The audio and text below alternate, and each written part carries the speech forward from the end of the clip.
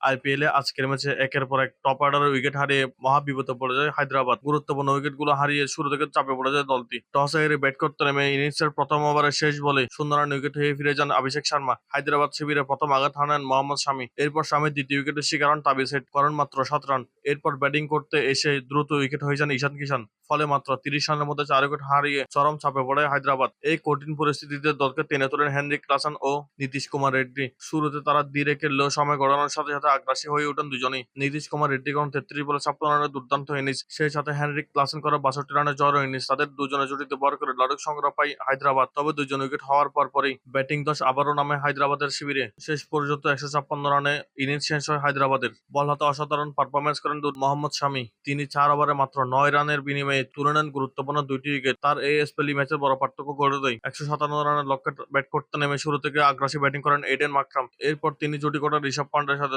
ঋষভ পান্ডে মাকরামের দুর্দান্ত পার্টনারশিপে ম্যাচ নিয়ন্ত্রণ নিয়ে নেয় লখনৌ সুপার জায়ান্ট। দুর্দান্ত খেলতে থাকা এইডেন মাকরাম ছক্কা হাঁকাতে গিয়ে বাউন্ডারি লাইনে উইকেট হয়ে যান। সেখান থেকে বাকি ব্যাটারদের নিয়ে দেখেশুনে খেলে ম্যাচ বের করে নেন ঋষভ পান্ট। ফলে সহজে নির্ধারিত লক্ষ্য পৌঁছে যায় লখনৌ। শেষ পর্যন্ত ঋষভ পান্ট করেন অপরাজিত 50 বলে 68 রান। দুর্দান্ত বোলিং এর কারণে ম্যাচ সেরার পুরস্কার পান মোহাম্মদ শামি।